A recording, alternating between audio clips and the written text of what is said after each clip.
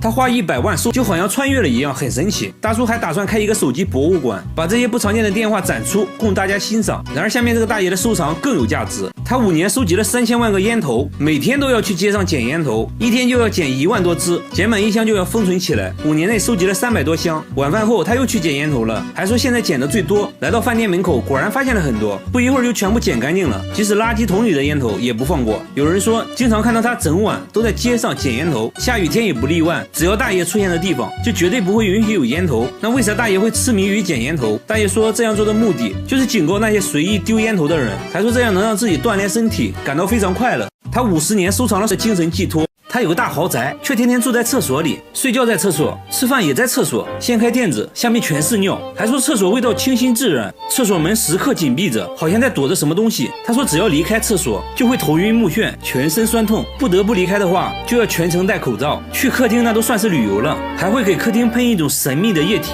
白天大妈很反常的出门了，她来医院看望丈夫，丈夫10年前得了中风，就一直住在医院，一见面丈夫就哭了，说到底是怎么回事。这时大妈说她房子有毒，还说是邻居往他家放的毒气，之前和邻居吵过架，所以就往他家放毒气，让他无法安心睡觉。为了防止毒气扩散，他封死了家中的各个缝隙，还安装了多个监控摄像头，因为厕所的气味最小，就成了他的庇护所。虽然大妈说的证据确凿，但节目组却什么都闻不到，用专业仪器检测后没有发现任何异味，甲醛也没有超标。节目组拜访了邻居家，也不像大妈说的那样，大妈之前还报过警，警察也检查过邻居的房子，没有任何异常。很明显，这一切都是大妈自己想象的。精神科医生表示，丈夫住院后，她不得不独自生活，产生了严重的焦虑和孤独感，可能就慢慢产生幻觉了。医生说，大妈需要人陪，就会慢慢好起来。走进科学节目组变成走访问问节目组，陪大妈聊天，给大妈按摩，还一起在厕所吃饭。几天过去了，大妈突然从厕所出来了，她开始正常的做饭，口罩也摘掉了，给工作人员做了一桌子好吃的，说现在已经闻不到任何异味了。大妈终于走了出来，看到没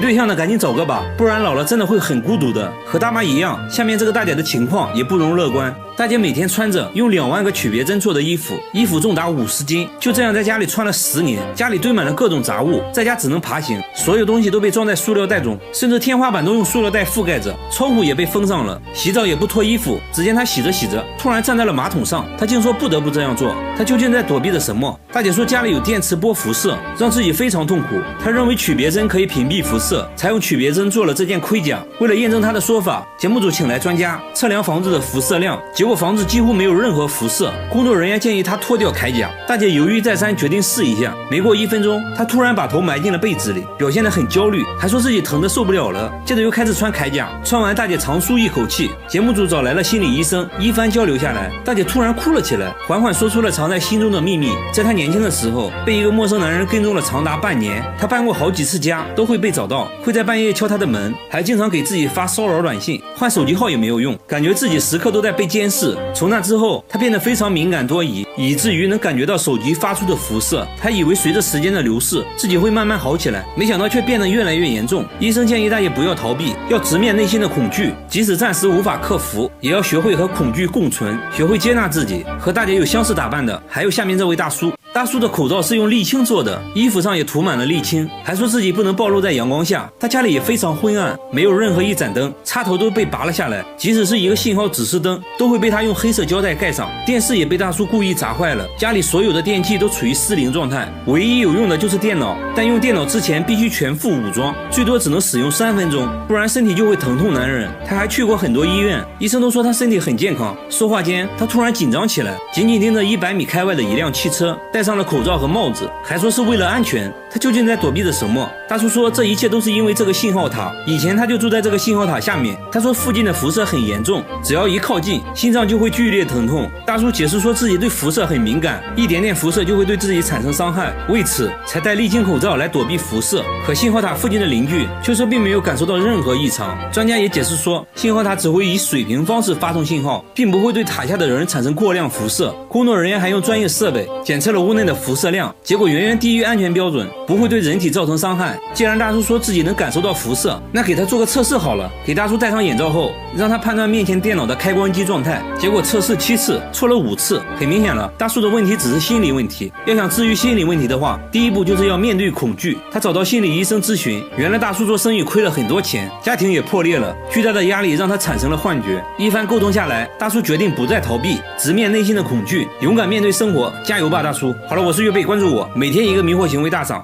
大叔把西瓜供了起来，每天还要给西瓜烧香磕头，甚至还带他去做了 CT。据大叔说，这西瓜成精了，当时买的时候好好的，瓜农也说这瓜保熟，没想到仅仅过了1个晚上，它就长出了嫩芽，生长速度肉眼可见。西瓜表面没有任何腐烂的迹象，嫩芽是硬生生从里面顶出来的。自从西瓜发芽后，他家里还发生了很多神奇的事，感觉身体都变年轻了，认为这些都是西瓜带来的好运。这下好了，大叔更不敢吃了，直接供了起来，每天还要给西瓜磕头。这事很快就在村里传开了，就连种了一辈子西瓜的大爷都是第一次听说这种事，村民议论纷纷，有人就认为西瓜一定是被高人加持过，成精了。为了搞清楚怎么回事，节目组带西瓜来到医院，准备给他照 CT， 反复照了几次，医生说从片子上可以明显看到西瓜内部已经腐烂了，和正常西瓜对比下，这一片黑黑的就是腐烂部位，只要有合适的温度和湿度，种子就有可能在内部发芽，最终冒出来。总之这是非常罕见的。得知真相的大叔尴尬地笑了笑，直接把西瓜丢在了阳台，说以后不会再磕头了，希望新芽能好好生长，到时候就可以吃新鲜西瓜了。大妈只是去做汗蒸，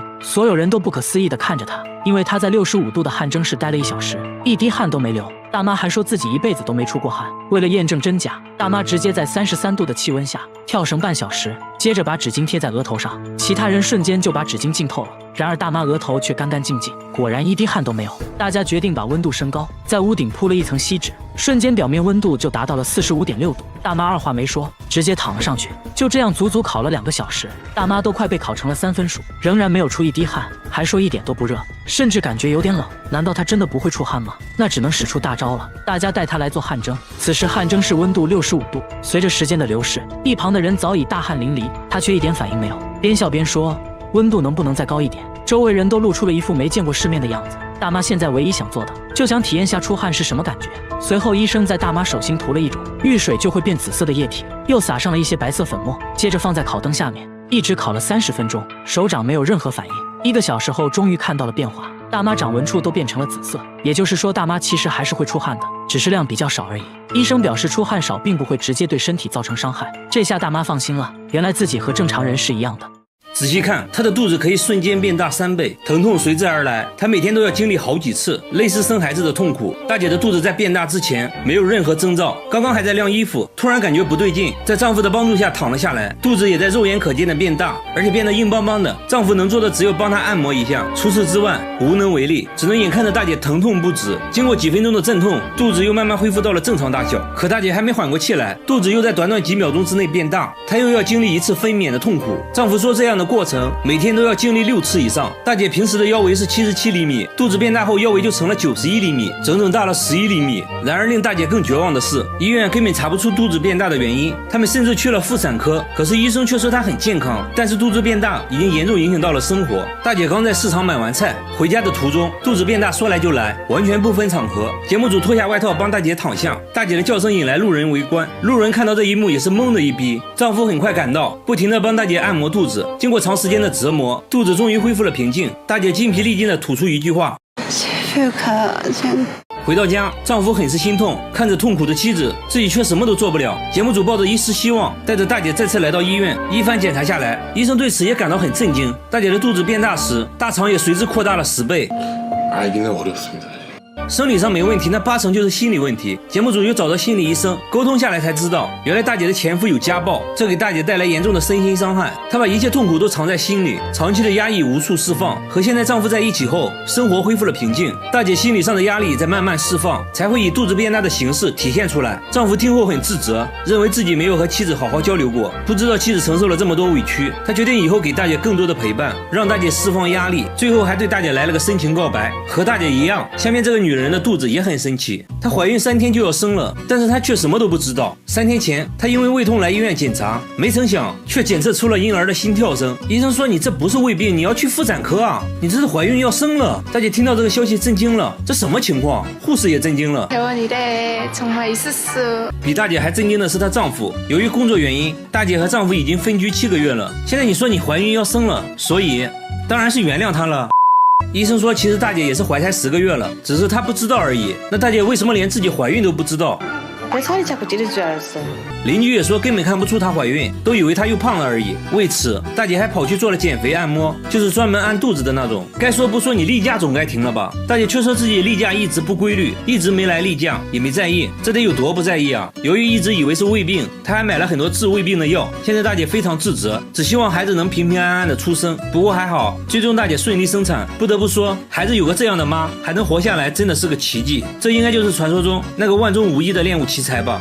大姐上厕所从来不用纸，必须用纸的话就要把用完的纸留着，下次继续用。用完的卫生棉也要洗接着用。为了省水，马桶要攒1天，睡觉前才会冲1次。28年来没买过一件衣服，短裤都是30年前趁降价买的，松紧带已经没有弹性了，没关系，用夹子夹上照样穿。袜子都穿到脱丝了，变成了薄薄一层。短袖从小穿到大，上面全是洞。她还说希望再穿个20年。洗发水也是各种免费试用装。洗衣服用洗衣机就太费电了，直接把衣服泡在洗澡水里，洗完澡顺便就把衣服洗了。我觉得这样还是浪费，应该把洗澡水收集起来冲马桶才对嘛。家用电器都是用优惠券兑换的，为了省下每月17元的燃气费，他把家里燃气停了，只要花钱一切免谈。很多人觉得这样省钱完全没必要，你再省也买不起房子啊。哎，人家买了市中心的房子，还还完了贷款，家具全是垃圾箱里捡的，别人丢的瑜伽垫被他捡来当床。然而像他这样节俭的人，却准备请朋友来家里做客，那自然要提前准备了。首先要打扮一下，剪个美美的发型，剪刀还是上学时室友不要的。听说有家店在清仓处理，他决定挥霍一次，看中了一件10块钱的衣服，还想让老板再打个5折，接着掏出了一堆硬币。老板说我这都打5折了，要不送给你吧。那太好了，我先把钱收起来。接下来就是给朋友准备晚餐了。好了，我是月贝，关注我，每天一个迷惑行为大赏。38度的天气，他却穿着2件羽绒服，扬言要挑战2天减肥40斤，还说减肥是世界上最简单的事。说着就打开了取暖器，在密闭的房间内开始疯狂跳绳。现在体重192斤，目标是减到152斤。没一会他就满头大汗了，但他并没有停止，跳了整整3小时，脱掉上衣轻轻一拧，汗水差点落地成河。他信誓旦旦地表示已经减掉10斤了，我听你在放狗屁，来直接上秤，184斤，3个小时内竟然减掉了8斤，可恶，被他装到了。他没有休息，连口水都没喝，接着来到健身房，穿着羽绒服跑步。周围人听说他要挑战2天减肥40斤后，都感觉这人多少有点不够头。就这样运动加节食24小时后，再次上秤，现在的体重减到了177斤，24小时内一共减掉了15斤。照现在的速度来看，2天减40斤感觉真的能实现了。挑战还在继续。第2天一大早，他穿上羽绒服就去跑步了，还都是跑的上山路。回家后妈妈喊他吃饭，他却在冰箱拿了2个冰块含在嘴里，继续疯狂跳绳。现在已经过去了32个小时，就要进入最后的冲刺了。结果节目组却发现他在街边的便利店偷偷吃烤肠，还喝了1罐可乐，看来坚持不下去了吧。他却说无所屌味哦，不吃饱哪有力气减肥。不过还好，回家后他继续运动到深夜。第3天一早，挑战时间到，他已经准备好上秤了。现在体重是166斤，也就是2天内减掉了26斤。虽然有一点打脸，但也很夸张了。他认为烤肠和可乐影响了自己，说自己最高纪录1天减掉过30斤。记者忍不住问他，为什么要用这种近乎自残的方式减肥呢？他说自己曾经是一名拳击手，拳击比赛是分重量级的，为此进行过无数次的节食减重，知道如何快速减重和增重，还告诫大家千万不要模仿，一般人是学不来的。可恶，又被他装到了。每天都要喝新鲜的冰红茶，没钱的吃什么呢？来看看下面这一位，他每天都来这家店白吃白喝，每次都吃同样的食物，吃完就走，从来不付钱。然而店主却根本不在意，想吃多少吃多少，还会给他打包一些带走。第2天他再次出现，工作人员尝试和他交流，他突然表现得很慌张，东西都不吃了，拿起麻袋就走。工作人员决定跟着他一探究竟，他丢下一句奇怪的话，背着麻袋走进了大山。工作人员赶紧跟了上去，问他麻袋里装的什么，他还是一言不发，很快消失在了树林中。那我们还是来问问店主是什么情况吧。吧。店主说5年前他开始来店里吃饭，只点了3块钱的炒年糕，看得出来他很穷。店主告诉他，如果饿了可以随时来吃。没想到第2天他真的来了。店主说自己也曾经经历过低谷，身上1分钱没有，觉得要帮助这些无家可归的人。从那之后就一直给他提供免费食物，已经持续了6年，每年提供的食物也是个不小的开支。附近店铺老板都不能理解他的做法。1年后，节目组想要做个回访，发现店主搬家了，但还是会给流浪人员提供免费食物。家人都很支持他的做法。我觉得天使大概也就是这样的吧。在社会福利社的帮助下，之前的流浪汉也住进了精神病院，一切都在慢慢变好。好了，我是岳飞，关注我，每天一个迷惑行为大赏。这只马得了一种怪病，只要有人想骑它，它瞬间就会晕倒，因此从来没被人骑过。就算主人想骑它，它也会立马躺下装死，而且演得很像，舌头都吐了出来。入戏太深的时候还会翻白眼。主人假装走开，它先时不时环顾四周，偷看几眼，确定主人走远后，瞬间满血复活。主人见状直接冲了过来，不行了不行了，我又死了。如果坚持要骑它的话，它还会撒娇打滚，接着继续装死，四脚朝天，造型还挺别致，那眼神就好像在说，哼，骑我是不可能骑我的，这辈子都不可能。旁边的马都看呆了，兄弟你在哪学的表演啊？能不能教教我啊？他的日常就是各种装死，无论谁想骑他，只要靠近就倒下，甚至只要一抓缰绳他就倒。他装死前还会仔细看一下周围状况，如果地上有石头，他还会后退几步再倒下。主人拿来他最爱吃的胡萝卜，想要测试下他到底能装到什么程度，把胡萝卜塞到他嘴里，但他知道这个时候必须要忍住，演戏嘛就要演全套，即使口水流了一地也不能咬一口。主人被他的演技折服，走开了。我去，实在忍不住了，这也太好吃了。这演技不去演戏可惜，表演得非常有层次，可以说天生就是做演员的料。然而有一技之长的还有下面这只小猪。这只小猪会画画，只见它叼着画笔，对着画板一顿笔画，边画还边扭，简单几笔，一幅抽象画就完成了。主人在画上加个眼睛，立马就变成了一只狗，另一幅画再加2个眼睛，又变成了猫头鹰。色彩运用非常大胆，不是大红就是大紫，画风放荡不羁，所有作品都极为抽象。下面这幅就更抽象了，看了半天也看不出来是啥，毕竟是艺术嘛，看不懂的就是好的。专家都不敢相信猪竟然会画画。佩奇当着专家的面又创造了一幅画，加个眼睛瞬间变成了鲸鱼，不能说是很像，只能说是一模一样。专家说不管是用色还是构图都属于上乘之作，忍不住大赞佩奇有天赋。但艺术创作是非常累的，每当他完成一幅作品，主人都会奖励他几块红烧肉。作为一只艺术猪，待遇就是高，主人会天天给他洗澡，还要给他按摩，看着还真有点艺术家的气息。主人说自从发现他有绘画天赋后，就给他准备了专门的画板和画笔，只要把画笔摆在他面前，他立即就能开始创作。至今已经画了5年时间，绘画作品也达到了上百幅，吸引粉丝无数。主人还给佩奇办了画展，很多人慕名而来，都想要收藏一幅画当艺术品，据说一幅画就能卖到好几万。然而下面这只狗狗也有一项非常实用的技能，这只狗狗是个家教，会辅导主人写作业。每次主人放学回家，它就会一动不动地站在桌子上监督，神情严肃的像个监考老师。狗狗尤其对数学比较在行，主人写错的话它还会叫。姐姐说有它陪伴，自己写作业也不无聊，也不会想着玩手机，因为只要玩手机它就会叫。在它的监督下，自己进步很快。小白不仅会监督作业，还会监督姐姐弹钢琴，同样一动不动，听得如痴如醉。做完功课呢，小白还会陪主人玩耍，劳逸结合。小白虽然只有3岁，但为这个家操碎了心。主人说对于小白会监督写作业完全是意外发现，有一次自己着急出门，就告诉小白要看着姐姐写作业，没想到他真的听懂了。从此只要女儿写作业，他就会守在旁边监督。主人养了3只狗，只有小白会监督女儿写作业，让他坐下他也不会坐，有时看着看着就困了，即使这样他还是一动不动。主人还说小白非常聪明，还没满月就学会了和人握手、去马桶上厕所、随手关门等很多技能。最让主人骄傲的还是他的拒食能力，东西吃到一半，主人让停就会停下来。你想要拥有这么一只狗狗吗？好了，我是岳飞，关注我，每天一个迷惑行为大赏。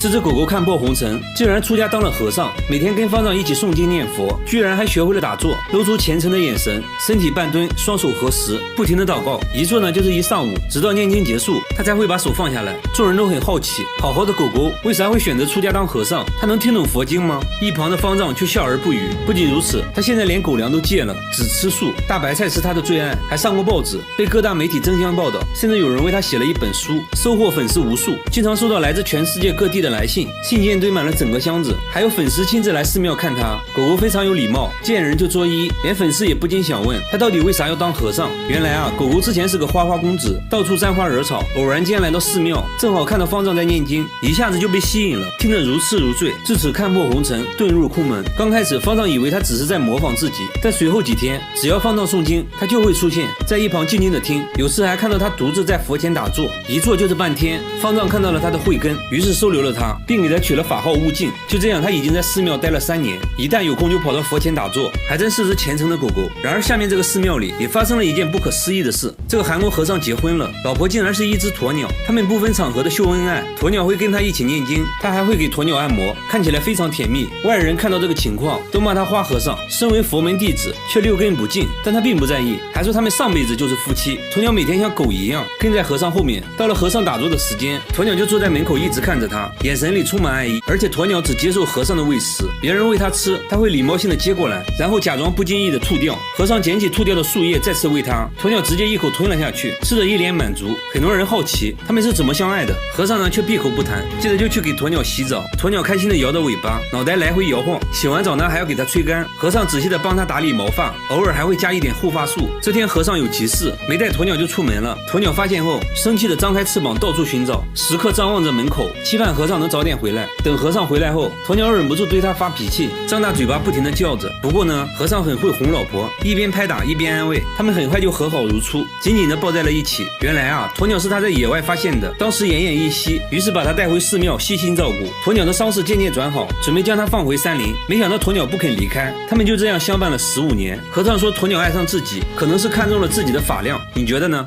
白鹤杀死了自己的丈夫，却疯狂爱上饲养员，并成功生下了8个孩子。连饲养员都没想过自己会和一只鹤成为夫妻。这只白鹤是被人类抚养长大的，它以为自己是人类，对同类根本没兴趣。如果公鹤靠近它，它还会发出声音驱赶。白枕鹤属于濒危保护动物，为了让它繁衍后代，动物园给它找了个丈夫，强行关在了一起。果然，包办婚姻不可取，丈夫被它活活咬死。动物园不甘心，又给它找了第2个丈夫，结果呢，还是没能逃过一劫。从此，白鹤成了动物园有名的黑寡妇。动物园实在没办法了，给他找到了现在的饲养员。刚开始白鹤不让饲养员靠近，表现得非常有敌意，饲养员只能在几米开外给他投食。经过每天朝夕相处，慢慢的他开始接受了饲养员，饲养员可以来到他身边，一边抚摸一边喂食。但饲养员却注意到白鹤似乎对他格外感兴趣，当他俩独处的时候，白鹤会展开翅膀对他跳舞。刚开始饲养员以为是白鹤看到自己高兴，但他很快在其他白鹤夫妻中看到了同样的跳舞行为。饲养员终于明白这是白鹤对自己的求偶表演，白鹤把他当成了伴侣，但人怎么能跟鹤在一起呢？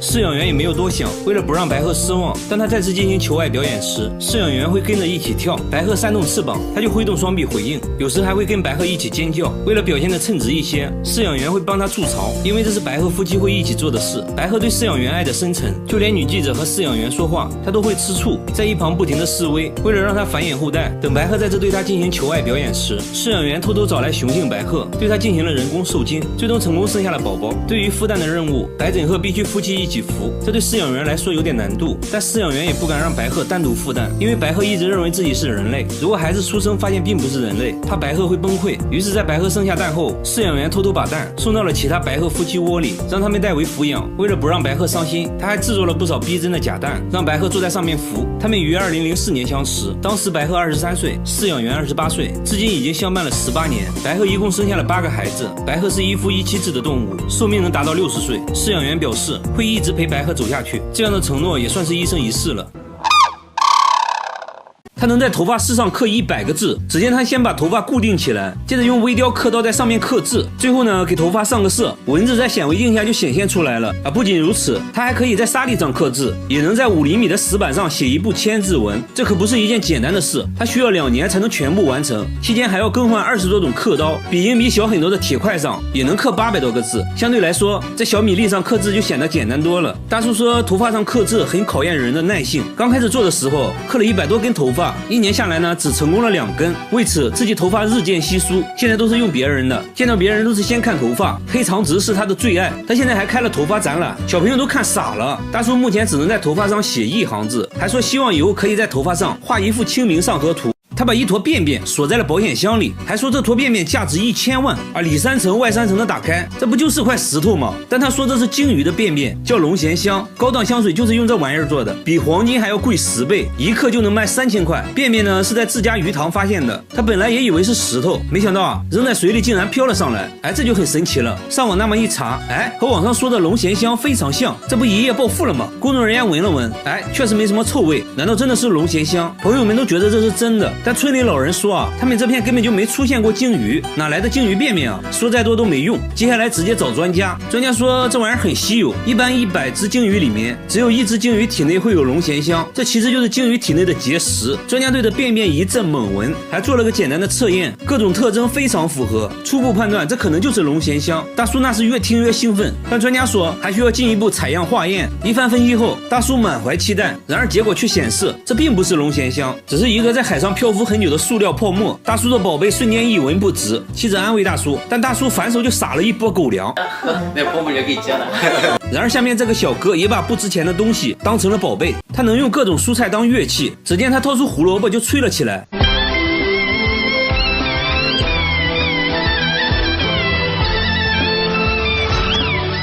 工作人员还是不相信啊，兰花又吹了一曲，